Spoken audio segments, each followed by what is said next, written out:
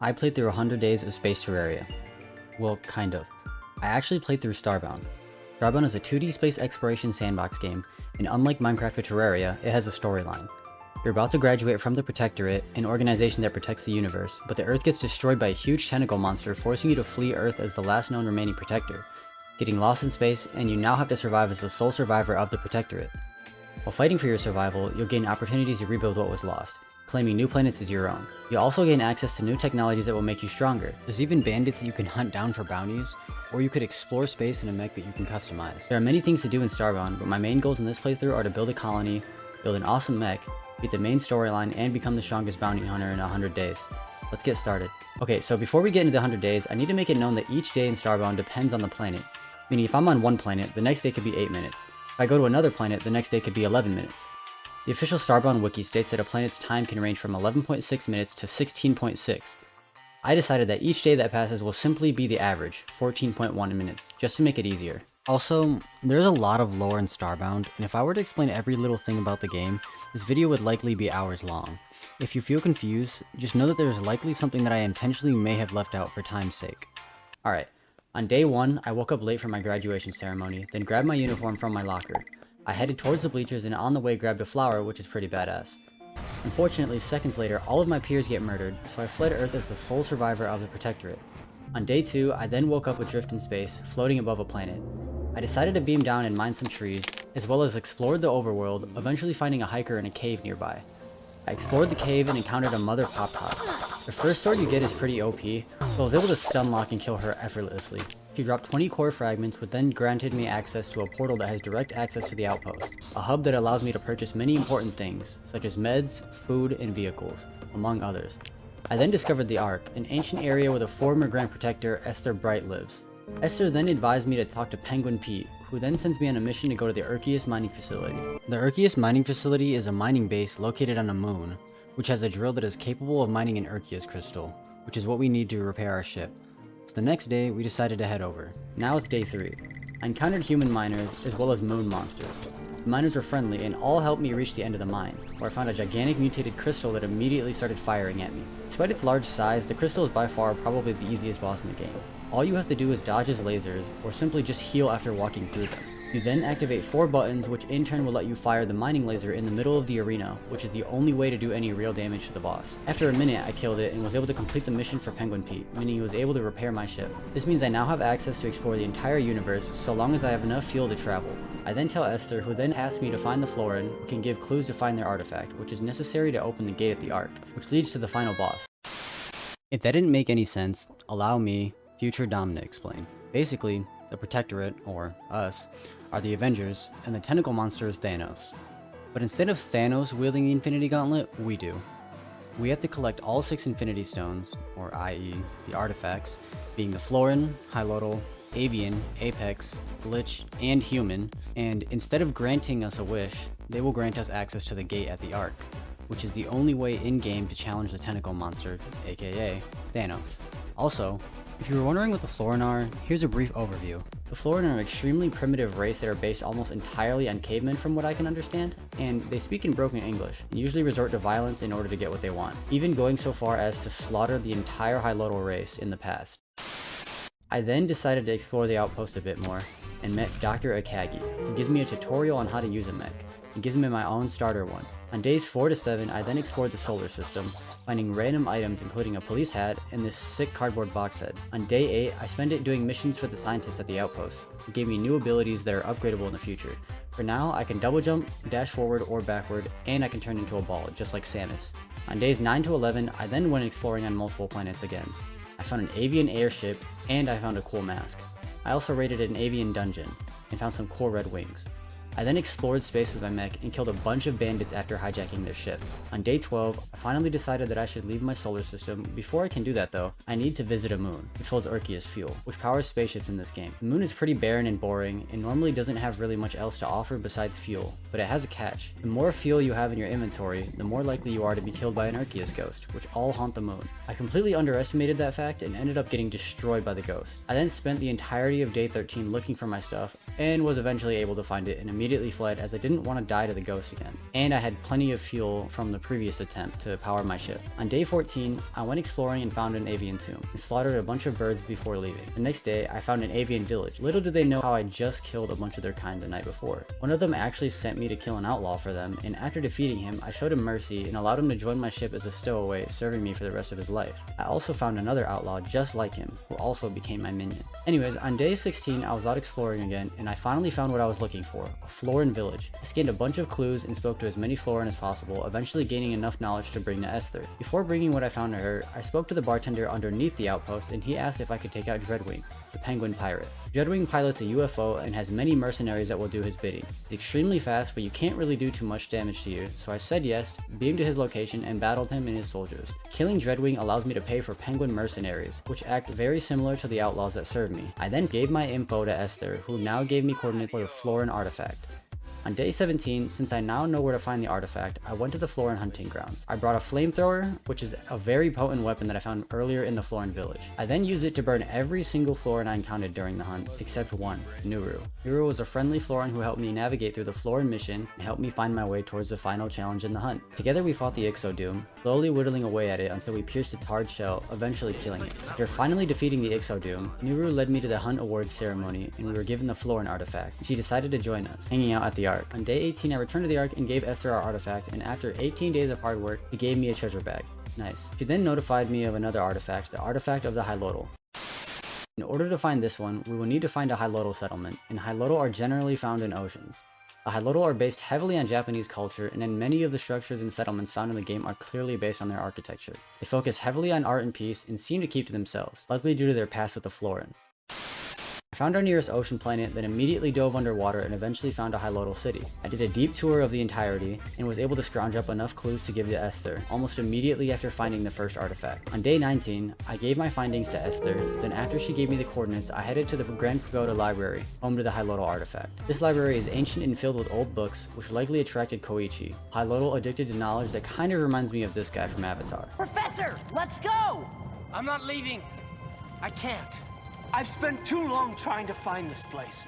There's not another collection of knowledge like this on Earth. He explains that he's trapped deep in the library and uses holograms to lead me down deeper and deeper in the library, and I eventually find cultists lurking throughout it. I managed to kill them all, then finally find a large room with a single cultist in it. Her name is Astronaut. She is the leader of the Ocasius and seems to be the main antagonist of the entire game despite not being the main storyline's final boss. She tries her best to kill us, but with the help of only one of my crew members, I manage to take her out. She flees, and we then find Koichi in another room, along with the Hylodal artifact. We take it, then Koichi and I teleport back to the outpost, then deliver our artifact to Esther. He then tells me that I now need to find avian clues.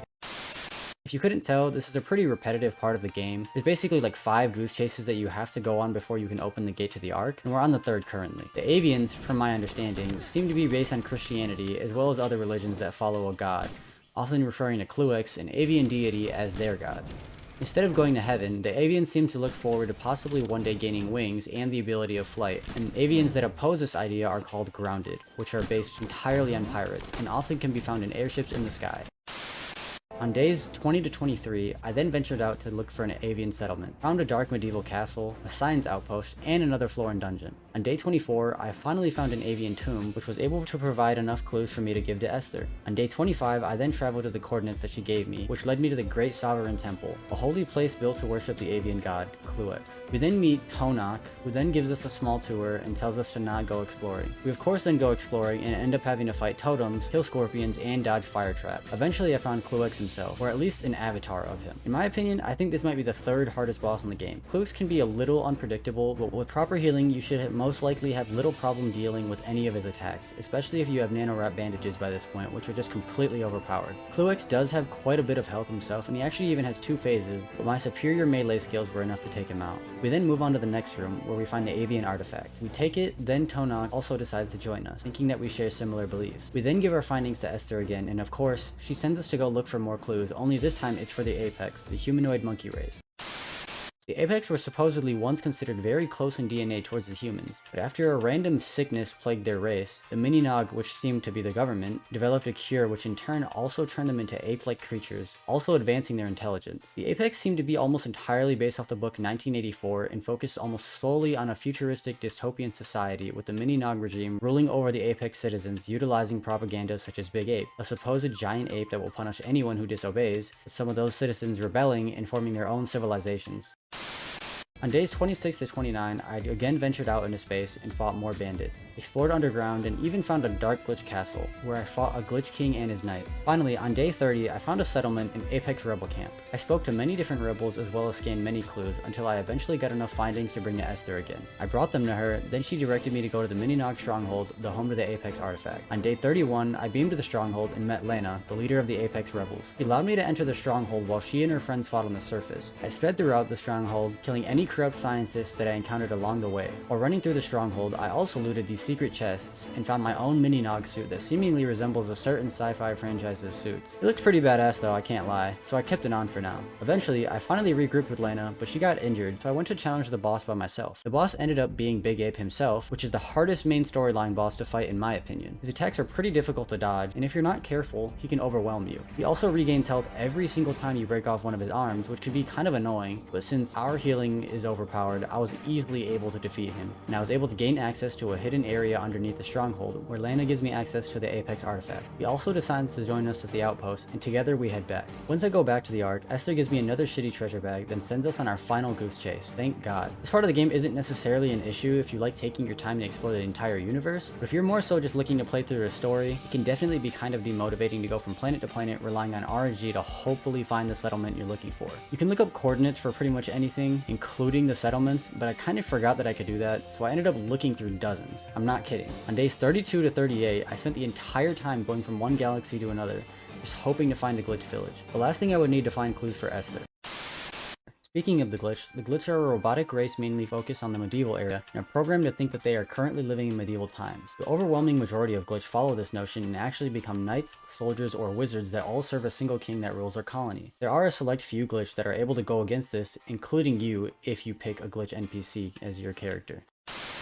While exploring, I found a lot of cool stuff, like this energy whip and the Doom shotgun, which is one of the best ranged weapons in my opinion, since it gives the Doom debuff that makes enemies extremely vulnerable the next time they get hit. I also found a cool set of fire armor, which resembles a gladiator that we will fight later. I also got a cool dark cape that emits shadows passively. On the next day, 39, I finally found a glitch castle and then scanned enough clues to locate the last artifact. On day 40, I finally returned to Esther, and then right before I spoke to her, I spoke to Nuru, who gave me a quest to kill the champion gladiator I mentioned earlier with the legendary fire sword. If you're not careful, he can definitely be a huge threat, since every time he hits you, he inflicts the burn debuff, which won't go away for a few seconds unless you use a medkit. He did do quite a bit of damage to me, but I eventually was able to take him out. After telling Nuru about my victory, she rewarded me with his sword, meaning I now have an upgraded version of the flamethrower that I had before, built into a sword that is 3 tiers above that flamethrower. After that, I then spoke to Esther and she gave me directions to the glitch keep, home to the final artifact. This mission is much different from all the previous, and there is actually not much of an area to traverse at all. The map size is incredibly small, and all you really have access to is part of a castle that belongs to the Baron, a glitch who likes to own expensive things. One of his possessions is actually the artifact itself, and he refused to give it to me despite needing it to save the universe. Luckily for us, the Ocasius showed up, which then persuaded him to offer up the artifact for his protection. We easily take out the dozens of cultists that show up, and eventually our allies show up to help. We didn't really need them, but it was kind of cool to see them do something else other than just stand at the Ark for eternity. Anyways, after finally killing off the remaining cultists, we talked to the Baron, but we end up getting ambushed by Azra riding a dragon. The bone dragon does seem kind of intimidating, but because we had so much room to move around in this area, it wasn't really that hard to kill. It's pretty threatening fire breath attacks, but its AI isn't exactly the greatest. After killing the bone dragon, Astra flees as well as the rest of her cultists. The Baron then happily gives us the artifact, and of course joins us as our final ally. I then immediately give Esther my findings, which then causes the gate at the Ark to burst open, opening a portal to the final boss, the Ruin, the tentacle monster that killed everyone on day 1.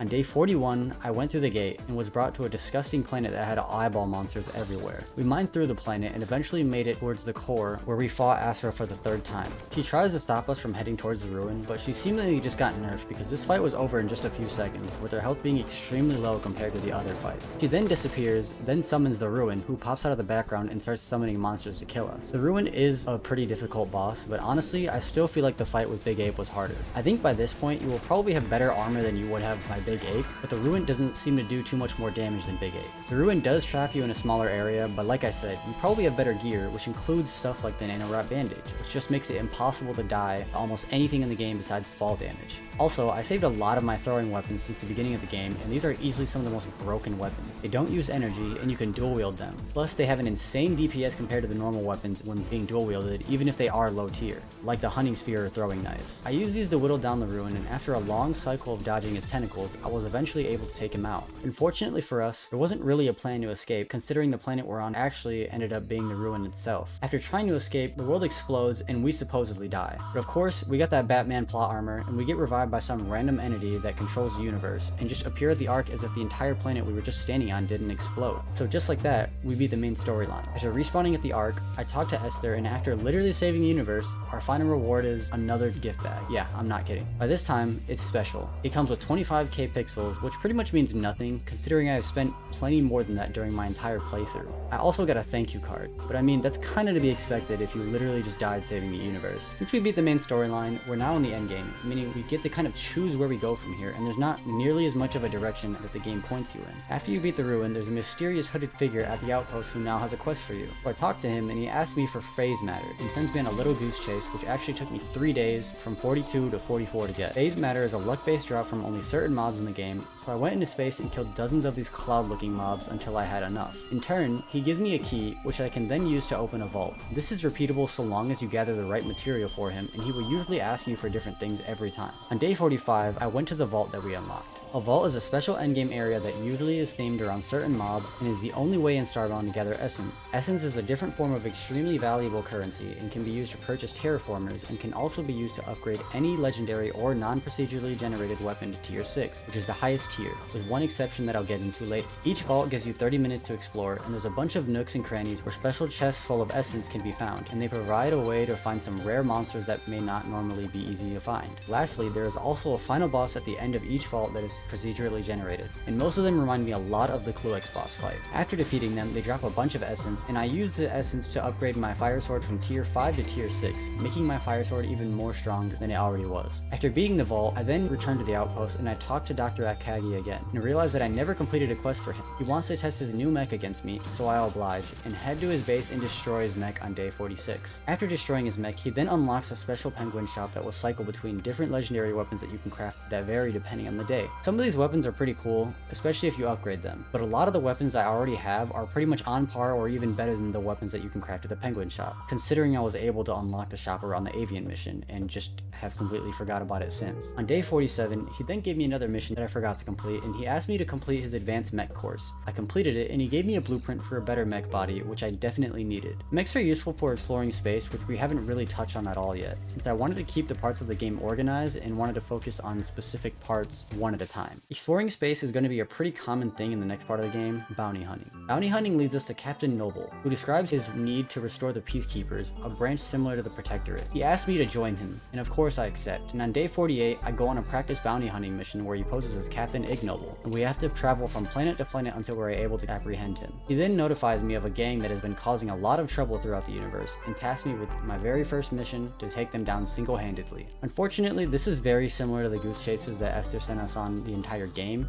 and each gang that I will take down will just lead me towards another gang that's slightly stronger. So I'm going to spare you guys having to watch through 20 minutes of me running around doing absolutely nothing. From days 49 to 79, I swear I'm not kidding, it literally took me like 7+ real-life hours to grind this out. I went from planet to planet, apprehending every baddie I saw in sight. From maniacs wearing the SpongeBob Brewmaster hat, naked bandits, to space droids operating their own mechs, I killed them all. I went from having an extremely underwhelming mech to upgrading to a mid-range mech that operates dual Tommy guns that could fry any space monster with ease. Each time I took down a whole gang, I was able to upgrade our Peacekeeper base and turn it from looking like this to this, which I'm assuming was paid for by the supporters of the Peacekeeper Corps, which I'm also assuming we were able to expand to more people throughout the universe every single time people heard about the gangs we were taking down. Eventually, we became so large that we were able to purchase upgrades for our mech from our own Peacekeeper shop, upgrading our mech body and our Tommy gun, being replaced with Peacekeeper lasers. While hunting down bounties, I also was able to craft the Aeolian broadsword and even upgrade the original broken broadsword that we took from day 1 into the Protectorate broadsword. This was the exception to tier 6 that I mentioned earlier and is actually the only tier 7 weapon in the entire game, and has a special ability that powers up the sword when you right click and even shoots a sword if you right click again. Despite being extremely powerful, I honestly still prefer the Aeolian broadsword. Its right click provides amazing mobility and can out DPS the Protectorate broadsword in many circumstances. Considering how much we were able to grow the Peacekeeper Corps, we were finally tasked by Captain Noble with finding Astronauts and destroying the Ocasius. This is easily by far the single hardest mission in the entire game. With all the equipment that I've gathered over the past 30 days of grinding, I figured it was time for me to try and take on the Ocasius on day 80.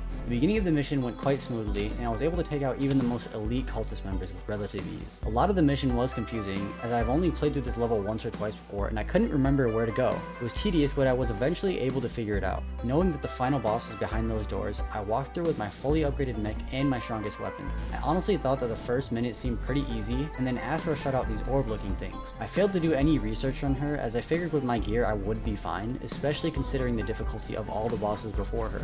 But these orbs kinda scared me, and I didn't realize that when they were on the floor I was allowed to touch them.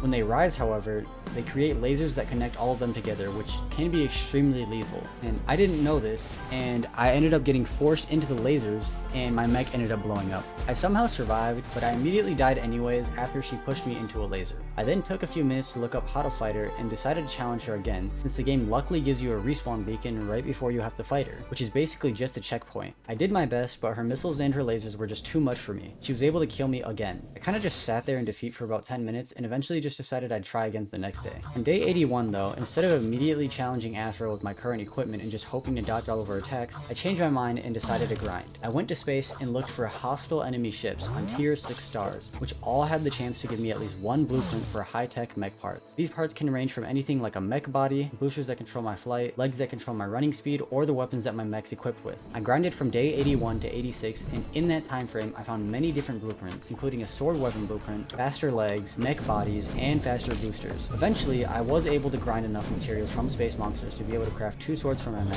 effectively turning my mech into a melee machine. These swords have extremely high power and can pretty much one-shot any space monster within their vicinity.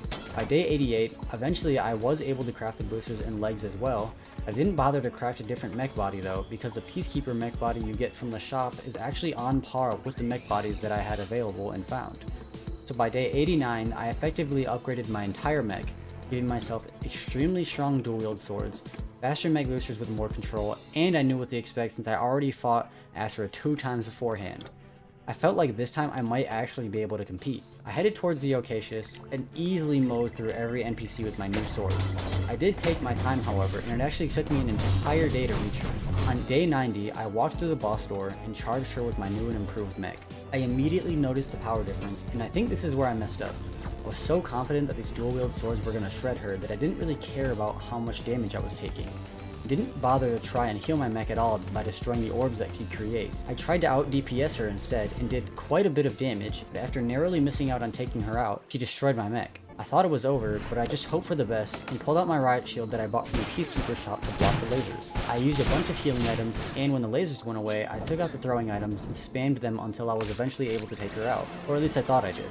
I didn't actually know Astra had a second form, because I failed to do research again.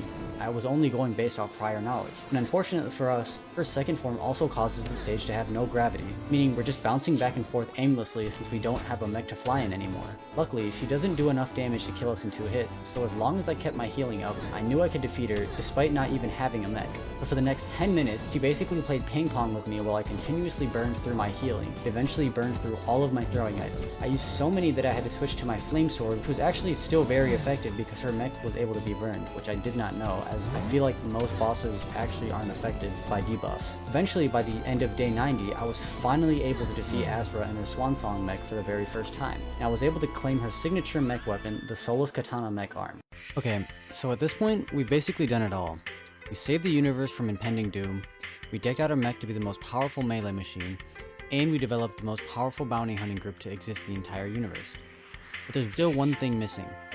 The entire time that we've been running around enjoying the game, we never once really took the time to rest. Considering we have gotten rid of the biggest threat to the universe, and now that Asura is finally gone for good, we've gone through dozens of planets, probably hundreds at this point, and I figured maybe now would be a good time to build a home for us to live in, where we wouldn't have to worry about danger. So of course, I picked the darkest planet that I could find, and started gathering people to live there. It took days of hard work, but eventually, we made it a somewhat lively place to be. I'm not the greatest builder, but I figured that this place would definitely be a great way to spend the rest of my days after 100. Alright, if you for some reason made it this far, I would like to say thank you for watching, and if you enjoyed the video and you would like to see more of this, please tell me, and don't be afraid to tell me something you didn't like, or at least something that you think I could improve on. This is easily my most ambitious video project so far, and I would love to see critical feedback so I can continue to make my videos better.